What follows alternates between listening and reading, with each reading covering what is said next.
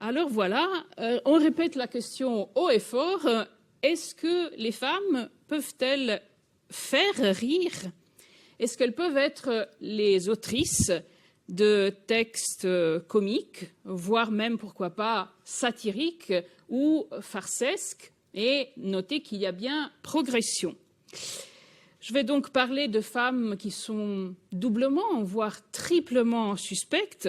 Déjà parce que c'est des femmes qui écrivent, ensuite parce que c'est des femmes qui écrivent du théâtre, et enfin parce que c'est des femmes autrices de pièces comiques. C'est un sujet dont je ne m'occupe pas depuis très longtemps et qui m'a, à vrai dire, étonnée. Ce qui m'a étonnée encore plus, c'est la quantité de résistance qui existe bel et bien dans l'imaginaire collectif à l'idée que les femmes puissent être les productrices de spectacles comiques. Et même si, effectivement, comme Estelle et Valérie l'ont rappelé, je m'occupe essentiellement du XIXe siècle, je commençais à regarder autour du XIXe siècle et je me suis rendu compte que ce préjugé, cette réticence est bien ancrée et de très très longue durée, c'est-à-dire qu'elle remonte très loin et que si sans doute elle se consolide au XIXe siècle, peut-être parce qu'il y a une certaine démocratisation, une diffusion de l'écriture féminine, un nombre croissant d'autrices qui entrent en littérature, elle reste quand même très dure à démanteler, cette idée. Et les femmes de spectacle, encore aujourd'hui, s'en plaignent.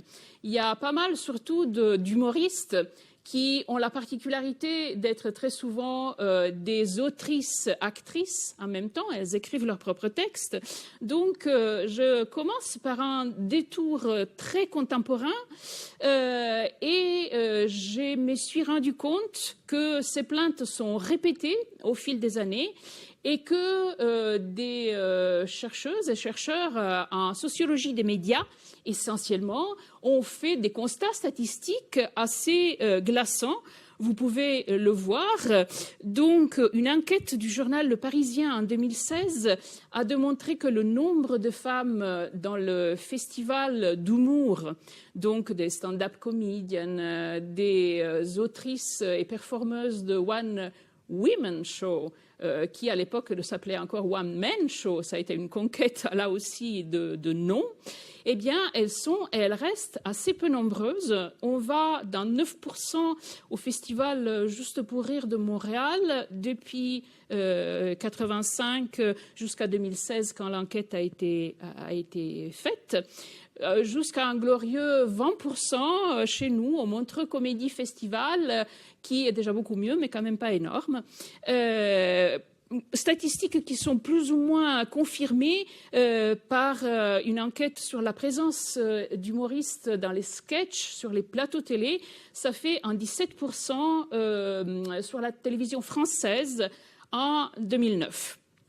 Et, chose très très récente, le Caustic Comedy Club carougeois, qui se produit en Suisse romande depuis l'année passée, par réaction au festival d'humour 100% masculin, vient de créer un festival d'humour 100% féminin qui s'appelle Drôle de meuf.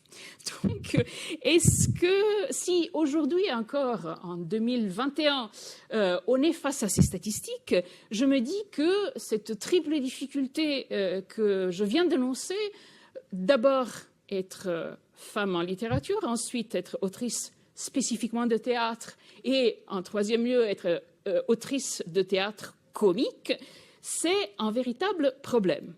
Je laisserai de côté le premier problème, donc comment être autrice, puisque c'est un peu le sujet de tout le séminaire, avec Les bas bleus, cette belle gravure de Daumier qui montre ici une autrice de théâtre qui vient saluer son public, traitée évidemment de bas bleus.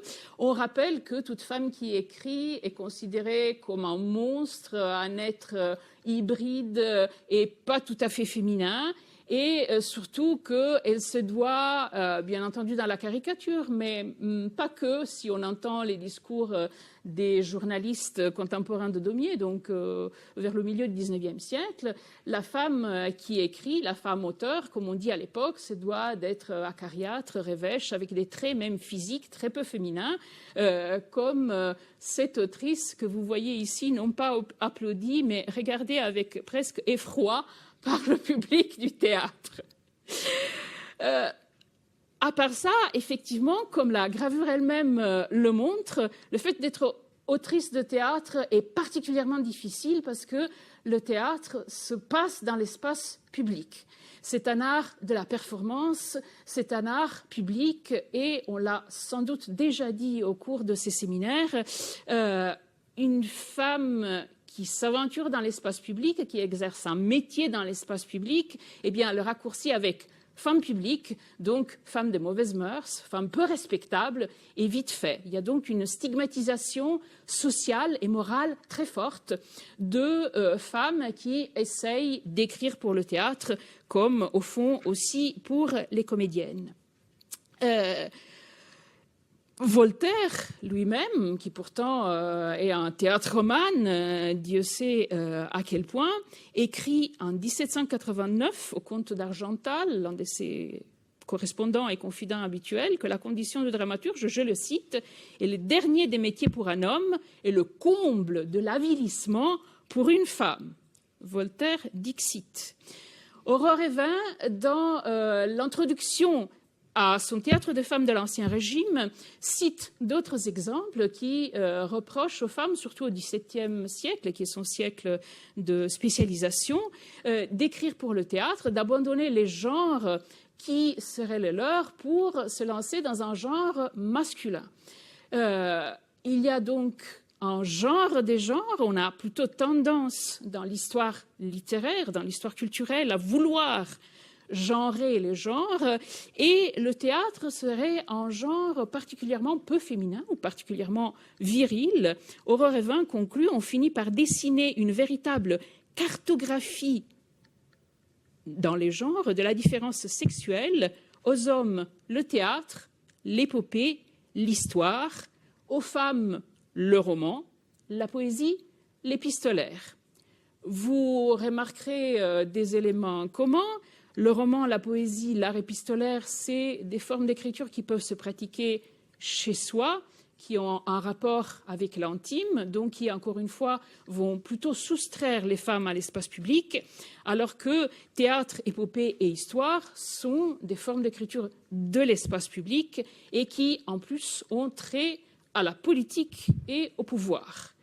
Et autre point très important et autre point de résistance aux autrices femmes, c'est que pendant tout l'Ancien Régime et encore pendant le XIXe siècle et peut-être encore pendant une partie du XXe, le théâtre est un lieu de pouvoir symbolique, un lieu de pouvoir culturel, un lieu de pouvoir médiatique et un lieu où l'on parle du pouvoir, où parfois on défie, on conteste le pouvoir, place qui n'est pas perçue comme féminine puisque les femmes sont exclues de la tribune politique.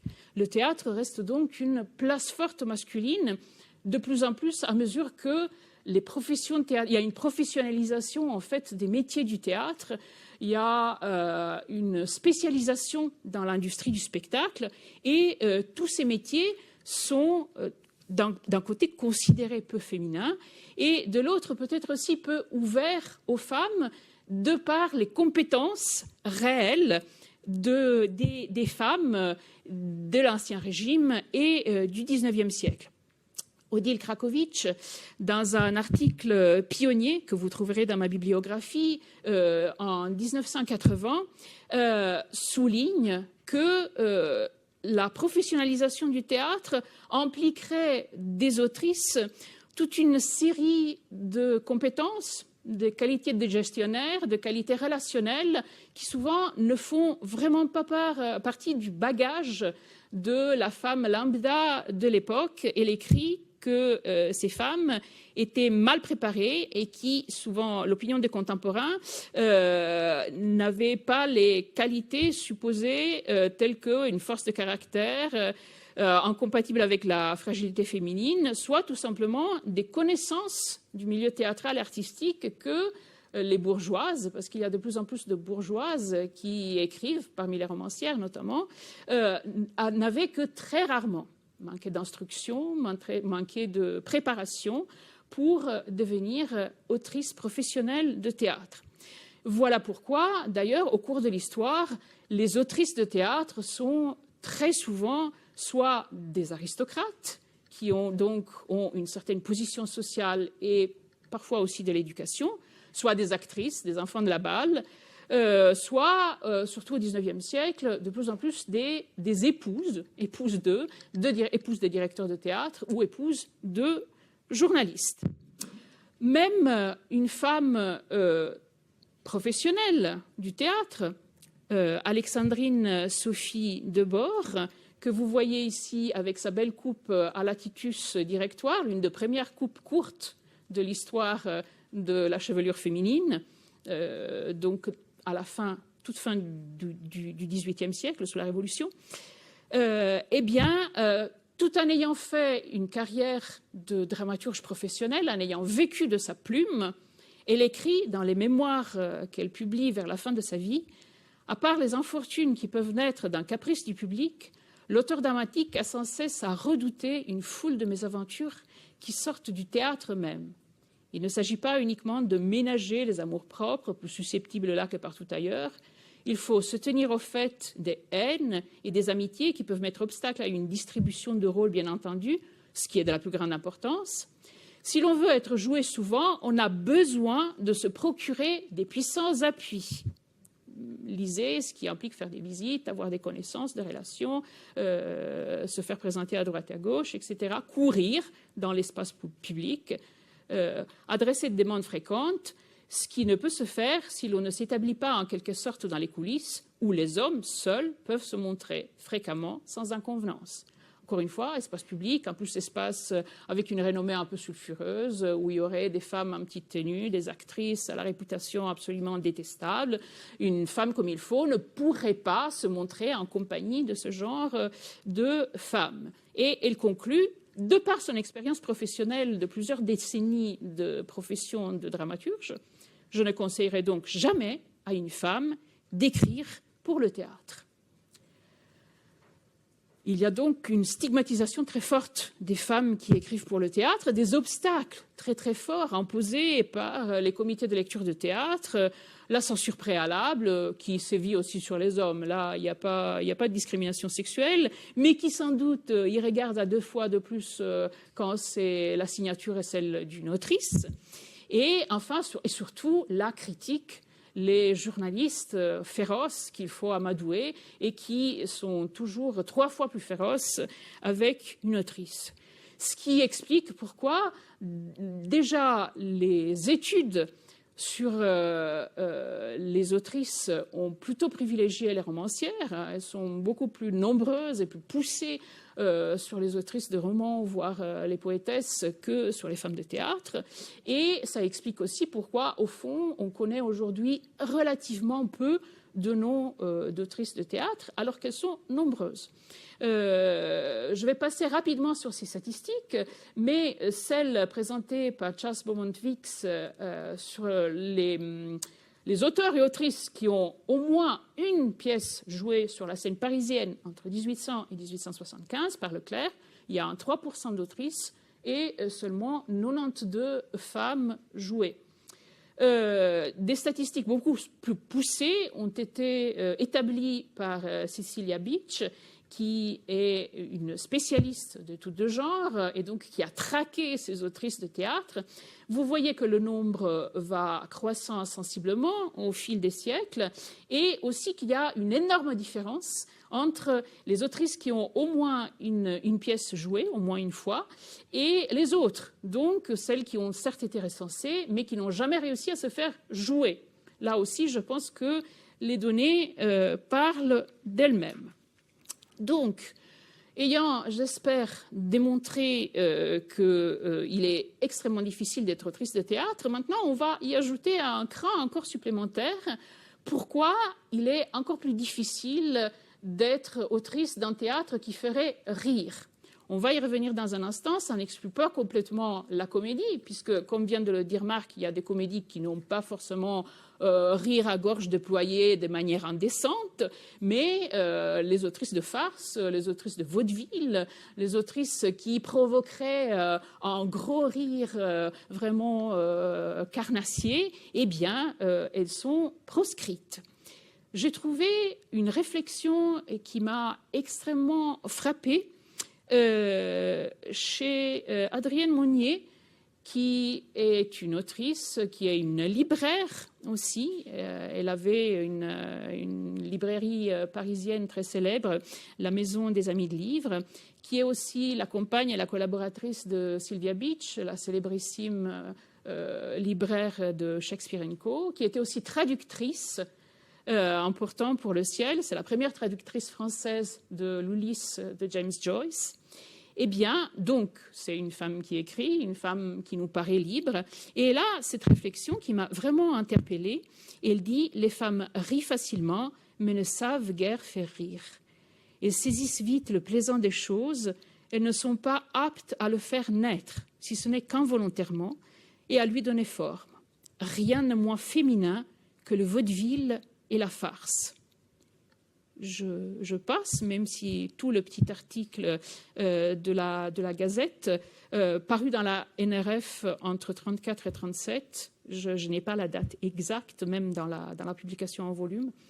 Donc, je saute à l'autre réflexion à la page suivante. Sa véritable tâche de la femme est de donner la vie et de la conserver.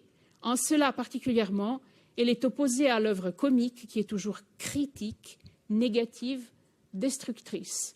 C'est en fait comme ça que Adrienne Monnier s'explique pourquoi les femmes ne seraient pas aptes, capables, enclines à produire du comique.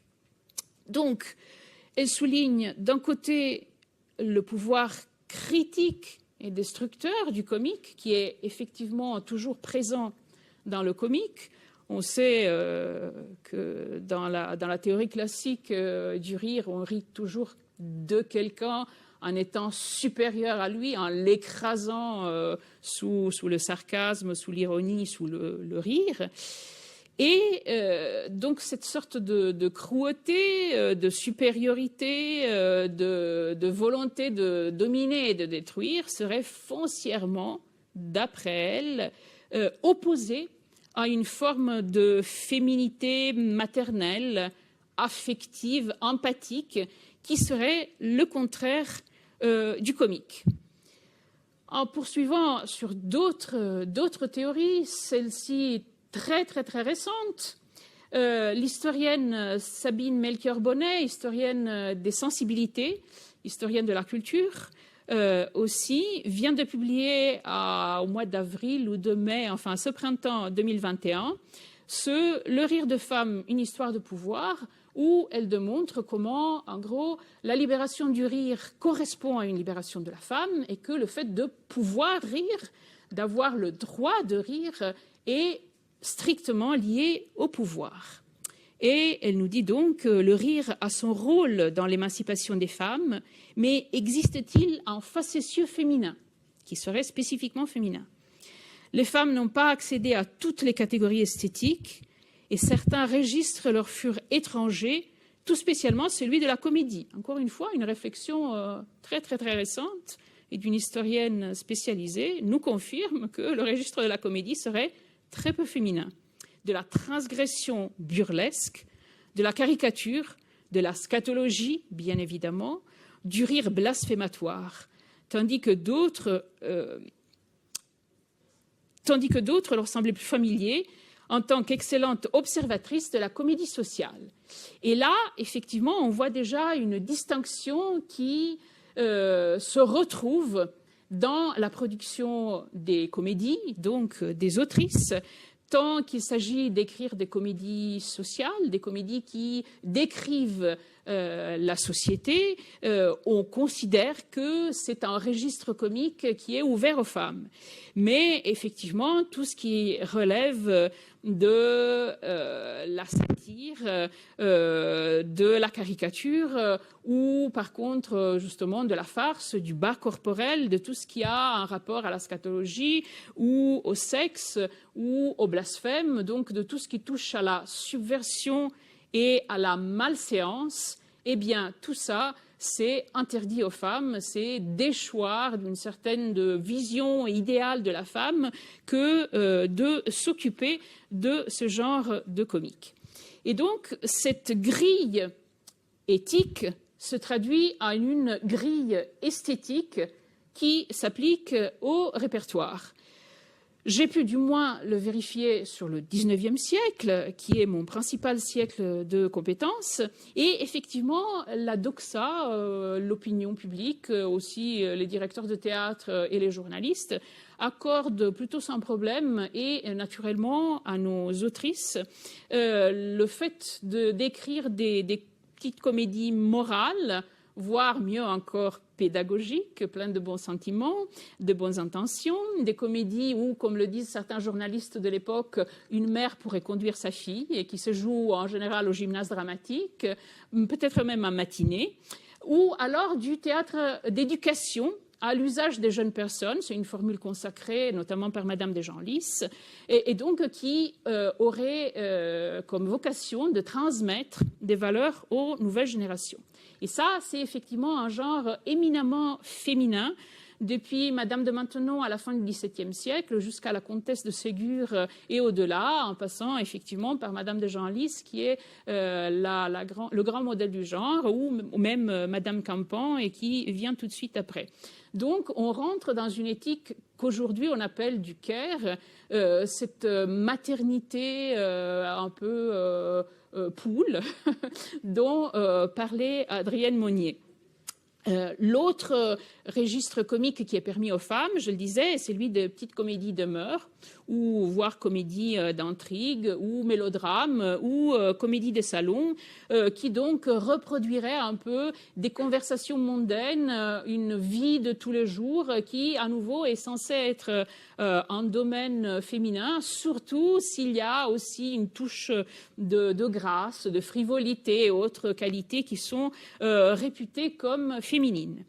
Et comme le reconnaît Joyce Johnson, qui est l'autrice d'un beau volume sur Women Dramatists, Humor and the French Stage, peuvent rentrer dans cette catégorie de petites comédies de mœurs et d'intrigue la plupart des grandes autrices du XIXe siècle, comme Sophie Debord qu'on vient de citer, comme Virginie Ancelot, comme Sophie Gay, comme Delphine Gay de Girardin, sa fille et femme d'Émile de Girardin, ou comme, j'ajouterai encore un corpus qui est le mien, non pas le sien, Anaïs Gallas ou Marie de Solms ou Augustine Brohan, grande soubrette de la comédie française qui est aussi autrice de petites pièces conforme à son registre de soubrette, donc enjouée, brillante.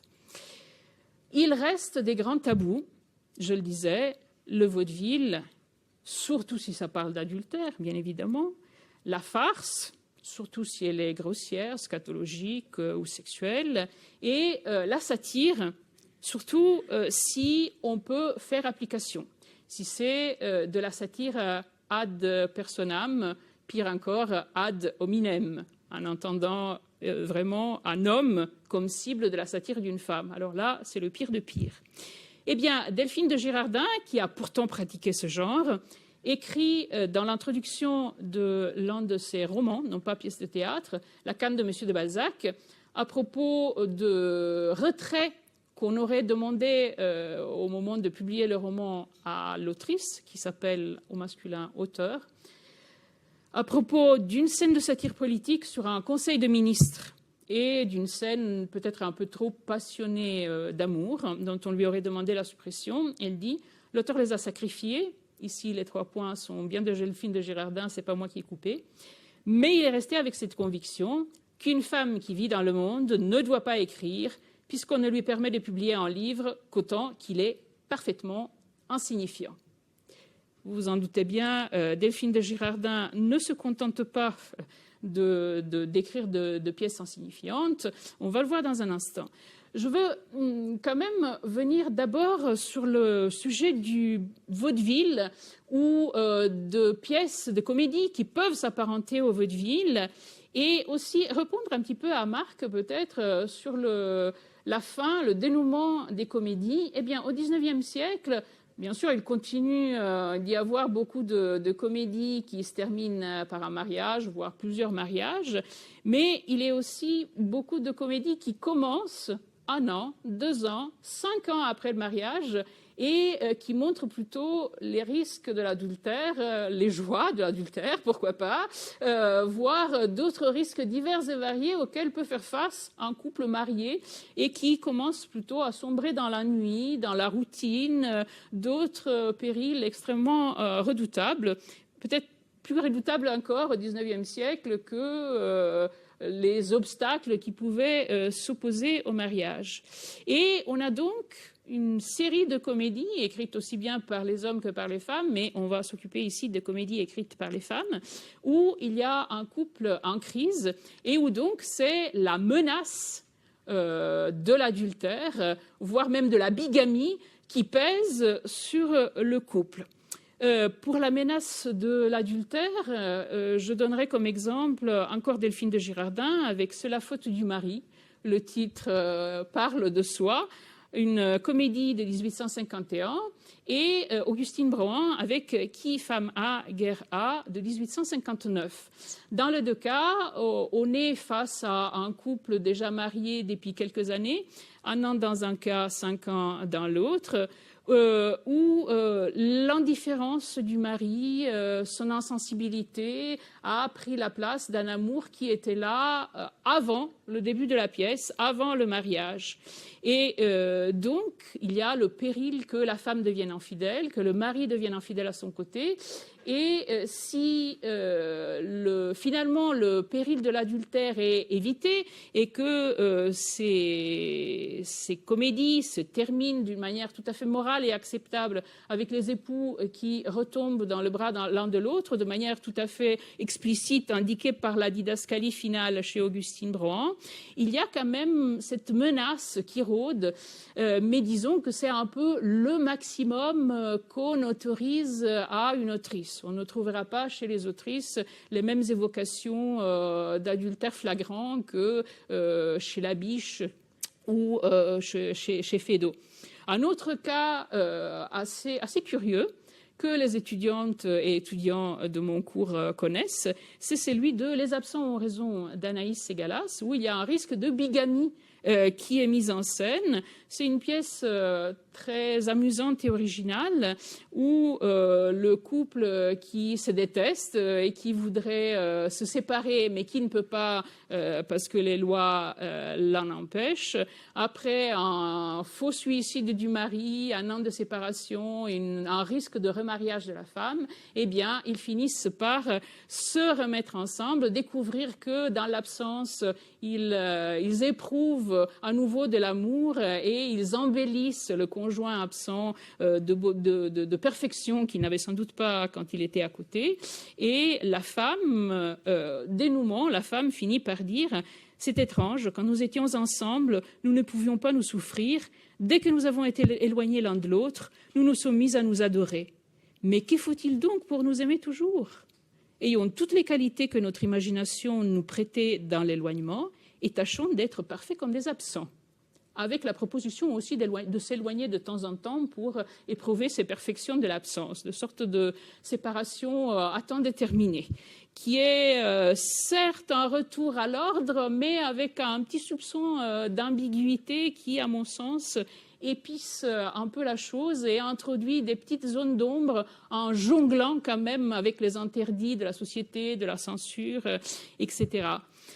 Parce que, comme je le disais, la censure préalable qui sévit au théâtre pendant presque tout le XIXe siècle, à part quelques parenthèses révolutionnaires, est toujours prête à sauter sur des pièces qui dérangent. Et donc, deuxième objet très dérangeant, c'est des pièces qui font une satire, donc qui attaquent par un rire très, très mordant, très percutant. Et je donnerai comme exemple l'école des journalistes de Delphine de Girardin, encore elle, que vous voyez là caricaturier en une sorte de méduse, ce qui me fait penser au livre séminal d'Hélène Sixou, Le rire de la méduse. Eh bien, ici, Delphine de Girardin est une méduse qui rit, et à travers les colonnes de La Presse, le journal fondé par son mari, voire de ses œuvres théâtrales, elle peut, en ayant laissé de côté sa lyre de poétesse convenable, s'attaquer au pouvoir, à toutes les formes de pouvoir. Dans l'école des journalistes, elle s'attaque avant tout au pouvoir médiatique, au pouvoir de la presse, qu'elle connaissait très bien de l'intérieur, mais aussi au pouvoir politique.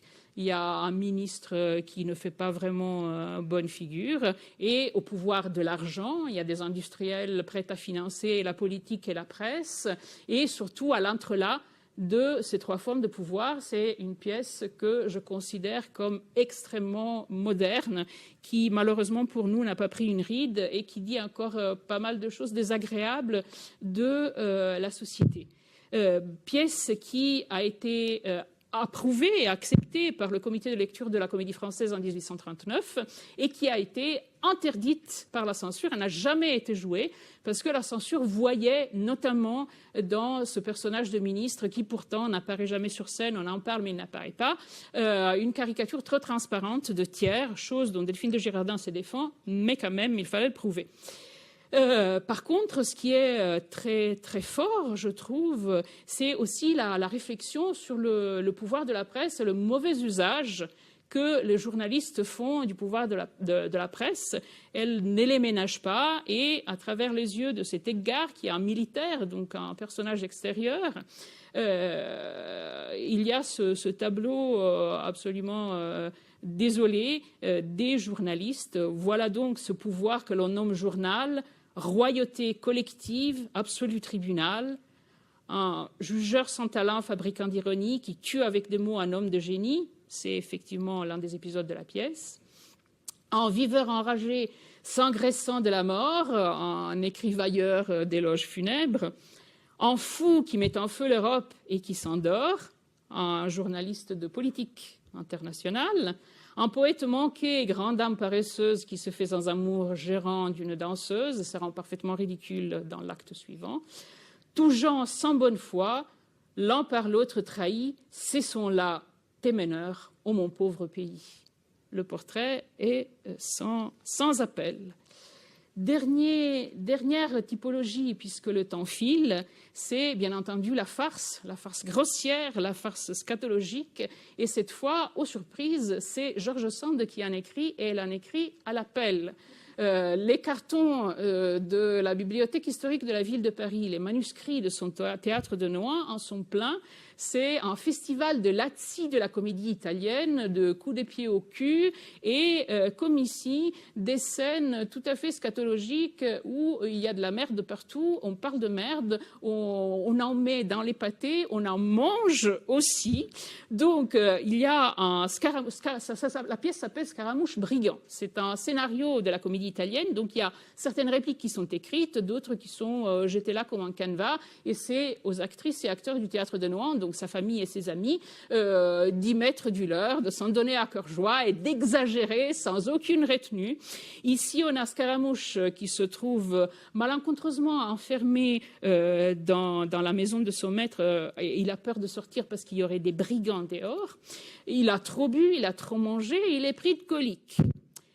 Ah oui, oui, certainement, j'ai la colique. Il se tord. Pouah! Qu'est-ce qui pue comme ça? Serrez-moi. Ah bah, ma foi, tant pis, nécessité n'a pas de loi et jamais je n'oserais sortir. Hélas, aucun meuble ici. Dans la cheminée. Il approche de la cheminée et se brûle les fesses, bien évidemment.